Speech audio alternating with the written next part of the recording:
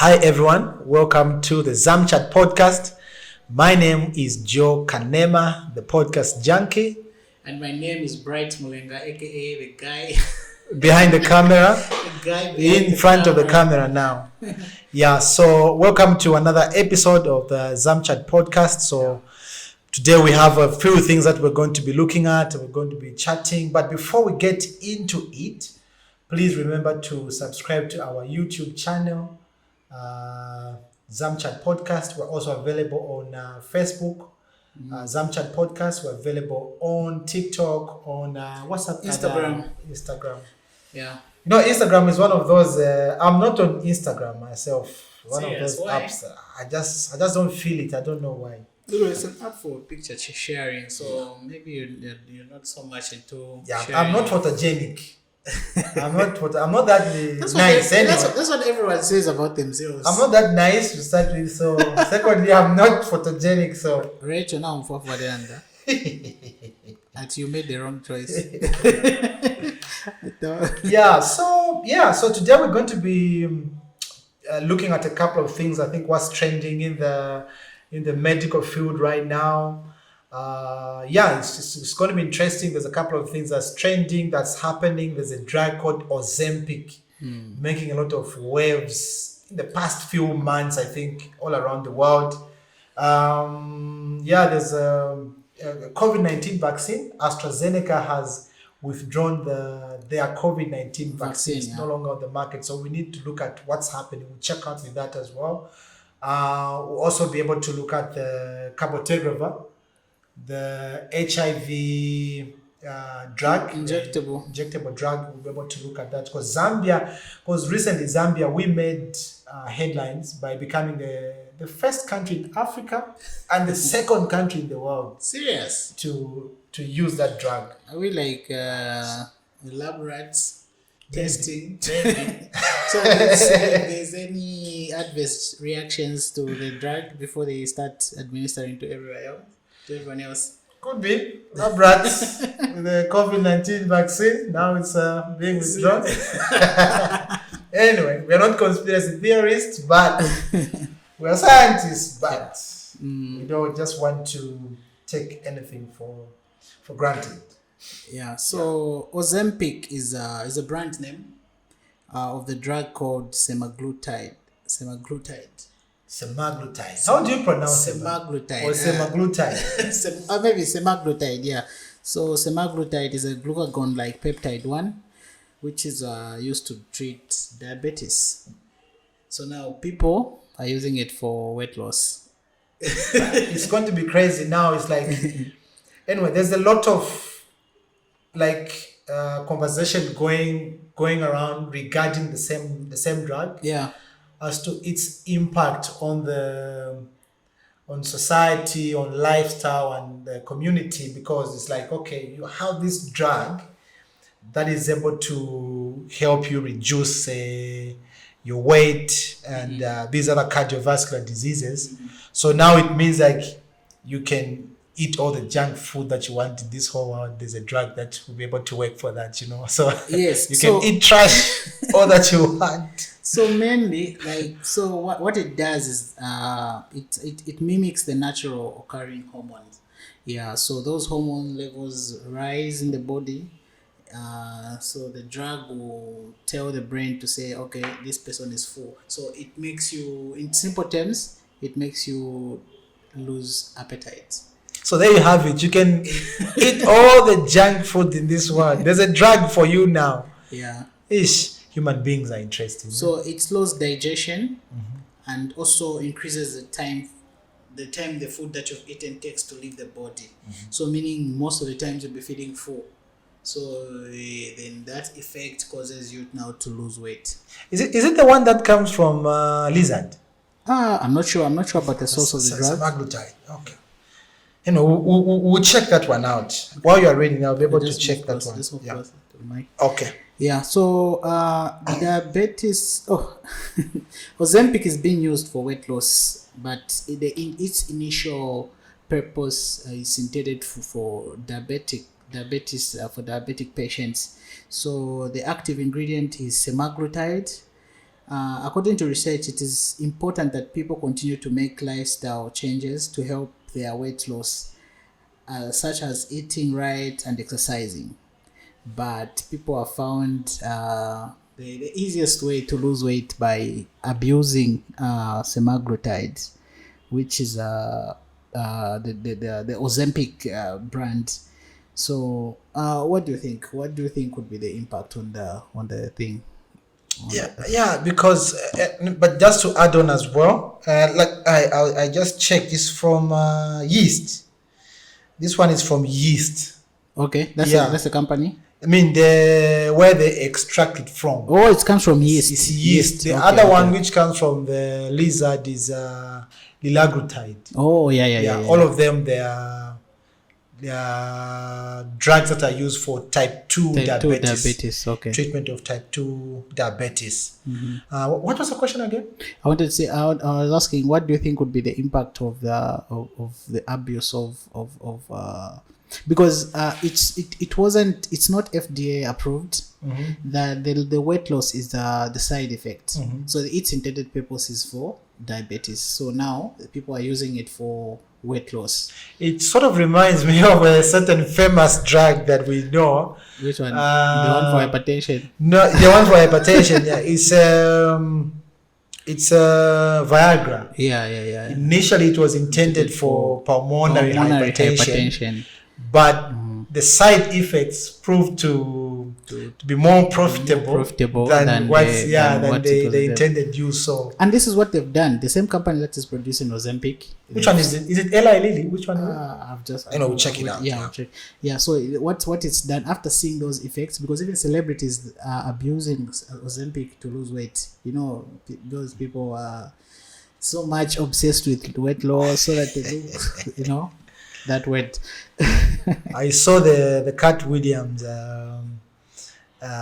stand-up comedy where he was talking about the Ozempic and its abuse in Hollywood. Oh yeah. The celebrities that are abusing the same drug for weight loss. So what they've done is, after seeing that Ozempic is being used much for weight loss, what they've done, they've created another drug which is a branded what's the brand? Wegovy. So Wegovy is a higher dose semaglutide, which is now intended for weight loss, because that one was only approved for diabetes, the Ozempic one. Then now Wegovy is intended for weight loss. Yeah. What are some of the side effects of this same particular drug? Okay, let me just read you an article I saw. So it reads, this single shot has single-handedly made my kidneys go into renal failure and had me hospitalized for a number of days, throwing up so hard I bruised my own chest. I've lost so much weight because I'm now I now can't even drink water. I'm 20 pounds lighter because I haven't eaten enough. So what's happening is it makes you lose appetite. You don't eat, you don't take a lot of fluids because you're feeling full most of the times. So now it's got an effect on the kidneys. So this person has gone into renal failure because of the same. Yeah. I think, talking about the impact that you were talking about, I think those are some of the things that you are saying. People are losing weight uncontrollably. Yeah, which is then affecting the body and bringing in different other conditions as well. Like some of the things that you mentioned, like kidney disease. There are some research also that is showing that is linked to medullary thyroid carcinoma. Serious? Yeah, so I think those are some of the things. But then a lot of tests are still being done on the same particular drug. And then it seems to be expensive because it's on demand now. Yeah. So they are making a lot of money. Yeah, I think they were saying that is the 90th most prescribed drug. Wow. It will probably go down to be probably be a blockbuster. Do you think it would reach Zambia? I think so. Okay. Maybe not now. Is our Yeah. our culture is losing weight very? Are we obsessed with losing weight in our? I think now I've been seeing a change in the culture and the way we've been doing things. People now are more interested in their health, Yeah. more interested in the food that they are eating. Being overweight, maybe previously it was associated to being rich or to being financially stable Yeah. in Zambia or in African tradition, but I don't think anymore. People now are more concerned when it comes to their health, especially cardiovascular diseases. Yeah. Yeah. Okay. Anything else about Ozempic? Ozempic, yeah. What about it? So it's actually a drug that is taken. Is it once weekly? It's an injection. Yeah, by it's the an way. injectable. Yeah, it's injectable. I think probably just the take-home message is that Ozempic is the real drug in the brand name is Semaglutide. Semaglutide. It's an injection. There are also tablets as well that can be taken orally. Originally used for diabetes type 2, but the side effects are the ones that are being used for weight loss. Studies have shown that it's able to reduce cardiovascular death, diseases such as heart attack, stroke.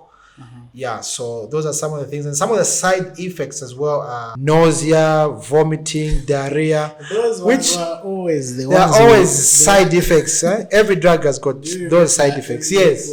When you're asked to when you're asked to list Yeah. side effects of a drug in class, they would say nausea, vomiting, but most of the lecturers used to refuse that. No, Yeah. you just say something else. So anyway, I think there you have it. Now you have a drug that you can use. You can eat all the junk food in this world that you can. You are covered. That's not medical advice. Yeah, but we shouldn't substitute, eating healthy, exercising, and all those things that are important. I think this drug shouldn't be a substitute for those important things. Exactly. Yeah. What's next on the thing? The other thing is Cabotegravir. Cabotegravir. Yeah, Cabotegravir is an HIV. It's an antiviral drug that is used for the antiretroviral. Yeah. Antiretroviral drug that is used for the treatment. But can you really even can't treat HIV but and are AIDS? they Right? using? No, I think. But we say treatment. No, I think it's being used as PrEP. PrEP. Huh? Yes. It's for PrEP. Yes. So for those that do not know what PrEP stands for, PrEP stands for pre-exposure prophylaxis. So you can use this drug if you have sexual intercourse with someone who's HIV positive, and then to prevent you from contracting the HIV virus, is it? Yeah. So that's what PrEP means. Yeah. So I think there's an article I sent to you. Okay. Yeah. So this is the project. Where is it starting from? Okay. So Miss Zulu is Miss Miranda. Miss MZ. I won't mention the full names. Miss MZ is a 23-year-old community volunteer who lives in Central Province with her parents and hopes to become a nurse. She is also the first person outside the United States to receive pre-exposure prophylactic PrEP, Cabotegravir. So that one was the first person to receive that in Zambia. In Zambia. Yes. So the first guinea pig. It's supposed in to Zambia. be always when injectable PrEP is issued every 2 months, it can also eliminate a person's chance of contracting HIV. The drug blocks the HIV replication process, so if someone is exposed, the virus is unable to take hold. So it's given every 2 months. So I think it's an integrase inhibitor. Yeah. So the other interesting thing is that Zambia is the first country in Africa to actually introduce this drug, and the second in the world after the United States of America. So I think we received the first consignment in February. I think the Minister of Health said so. Yeah. So yeah, I think it's being distributed in the government facilities. I believe only in the government facilities at the moment. So and the US said is the one spearheading the project. So I'm not sure if we have it because US said mostly they do rural areas. Yeah. So I don't know if we're able to have it in Lusaka. Yeah, I think we'd like to hear maybe from someone who's working in the government facility.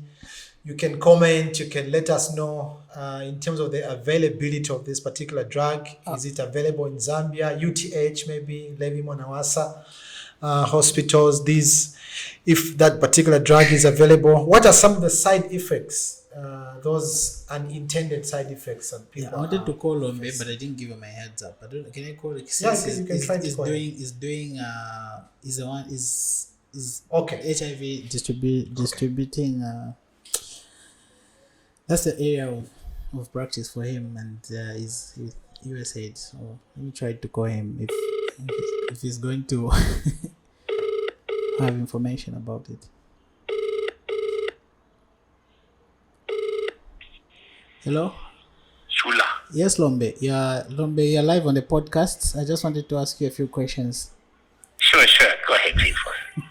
So we're talking about Cabotegravir. As you being someone who's practicing in the same area, are you able to confirm that we have it in Zambia? And are you people distributing? Is this off record? Is this on record or off record? It's on record. It's on record. Boy, we're recording right now. Lombe. I chat, boy. Ulipa wino boy. We don't. Laka muntu wangu. Ulipa podcast boy. We are recording right now. Okay. So the reason I don't want to comment, you don't want to be cited. Okay. Or quoted. Hey, that's the problem. Yeah. That's why I asked, is it on record or off record?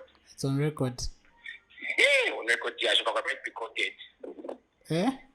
I might be cited. You get my point? Oh, okay. You are not allowed to make comments regarding anything to do with our line of work, public comment. Okay, I get you. So then what I should have done, I shouldn't have asked your name. I shouldn't have mentioned your name. Yeah. Okay, but would you confirm that we have it in Zambia?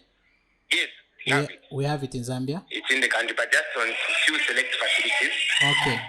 Yeah, it hasn't been piloted. It's just been piloted in a few facilities. Then, depending on the response, then it will be rolled out across the country. Okay, that's what I want. That's what we wanted to confirm. Yeah. Thank you very much, Lombe. No, it's more than enough. All right. Now, cheers, boy. Eh? Balombe wingi. Okay, all right. Thank you, boy. Okay, sir. Okay, no, I think that's just a confirmation we wanted. It's available, but it's not yet been rolled out to all the facilities. Yeah. Only selected facilities. Yeah. So people can knock themselves out. Yeah, instead of taking those oral drugs every day to prevent themselves from contracting, maybe they can utilize the injectable. I'm sure it will be pricey. Yeah, I'm sure. But with the government, I think it will be free. Yeah, it will be free. But there are those people that are sneaky, they just they don't want to go and line up. They don't want to be seen at facilities. They would rather just buy it. Yeah. All right. The other drug that's on our list is it's the vaccine, actually. It's the COVID-19 vaccine. COVID-19 vaccine. I think, when was it? Last week? Or the other week, AstraZeneca just withdrew their COVID-19 vaccine due to the rare blood clot problem. And this information was there even the time they were administering it. Yeah, it was there. That's why I avoided it. I got the other one. I got the other one that was introduced at the second stage. Yeah. So yeah, and I've heard quite a number of people, or not quite. I can't put a Conspiracy number. theories. Conspiracy And theories. then But there's been rumors that there are people who died just even here in Zambia because of those blood clots, but don't have confirmation on that. But Yeah. there were stories like that. Yeah. And, AstraZeneca themselves have confirmed that, of course, there's been cases, a number of people that have died. okay. So just to be clear, the vaccine causes, they're calling it a rare case of blood clots that forms. So it's not like, I think they've sold like about, what did they say, about 3 billion doses so far that have been used. Wow. But the cases of the number of people that have died, I think should be in the hundreds. Okay. Yeah, but when it comes to human life, that is still a lot. That is still a lot. Just one is enough. Yeah. It's a lot, man. Yeah. And it's good that they've withdrawn it, but again, they've withdrawn it at a time when people are no longer receiving vaccines. The massive administration was done already. Yeah. Just to try and see what this particular rare blood clot thing is. There's just an article on BBC. Yeah. And I'm just going to read quickly. So the vaccine is made of COVID genetic material combined with a weaker version of the common cold virus. It is injected into the muscle, but sometimes it leaks into the bloodstream. Okay. So this source is from Cardiff University. Oh, okay. Yeah. There it can attract, when it leaks into the bloodstream, it can attract a protein in the blood, which is platelet factor 4. Okay. So in rare cases, the immune system confuses platelet factor 4 for the virus and releases antibodies to attack it. Okay. So antibodies clamp together with the platelet factor 4, triggering blood clots. Wow. Yeah. So that's how it happens. Okay, so it's a formulation problem, right? Yes. Because if something is intended for the muscle, it means it's supposed to be released into the system bit by bit. Yeah. So if it's leaking like that, then it should be a problem. Yeah. So that's the issue with the drug, and it's mainly according to the research and article that was done, it mainly affects women. Wow. And those who are below 40 years of age. Okay. But even men as well, but mainly affects the women and those who are below the age of 40. Okay. Yeah.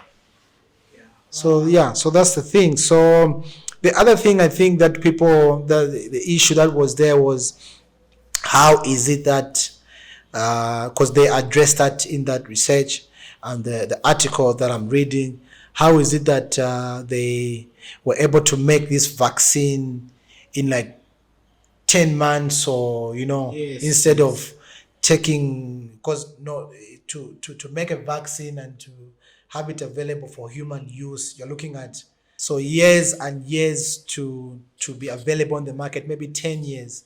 So even up to 15. Even up to 15 or even more than that. Mm-hmm. But they've been, this particular technologies, it's not new. Mm-hmm. Yeah, there have been studies. The world has been preparing for a pandemic. They've been calling it Pandemic X. Yeah. People didn't know, but you are assuming, okay, it could be this. And also the COVID virus has been around. It's just this one was just like a mutated version, or but it's been around. So the scientists have been preparing for certain pandemic as such, and that's why it was a bit more quicker than it wasn't like it was just AstraZeneca started manufacturing the vaccine there and then 1-2 days. No, it doesn't happen like that. Yeah. Okay. So there's a lot of conspiracy surrounding, but I think there shouldn't be conspiracies. It's like any other. I think this happens in science. Yeah, Drugs, exactly, sometimes, exactly. Yeah. There's that post-market surveillance that's supposed to happen after the drug is on the market. You need to monitor how it is going to be, how it's going to behave in people over a period of time. When it happens, really. And vaccines are a part of us. So it's, almost everyone has taken a vaccine at a point in life. So when you're a baby, you receive the jab. So so there you have it. We've come to the end of the podcast today. Is there anything more you would like to talk about? Is anything in the medical field at the moment? Let me see. Maybe we'll save it for the next. There was just one interesting story. I think about 5 days ago, the man in Canada who received pig kidney. He died. Yeah, the first human being to receive a transplant from He died. He died after how long? I don't know. I think a few days, a week or two later. That's when he died. So there was some rejection there. There was some rejection. So I think that you have it. Those are some of the things that are trending and happening in the medical field. We'll be able to keep you updated on what's happening. But please always remember to keep on supporting us. Please subscribe. Subscribe to our YouTube channel. We'll be posting the audio links very soon when we just finalize with everything. So for those of you who maybe if you're driving, you want to listen to a podcast, it's better you listen to the audio version. So we'll post them. They'll be available on Apple Podcasts, Google Podcasts, and everywhere else where you listen your podcast from. All right. There you have it. Thank you for watching. Until next time. Bye. Bye.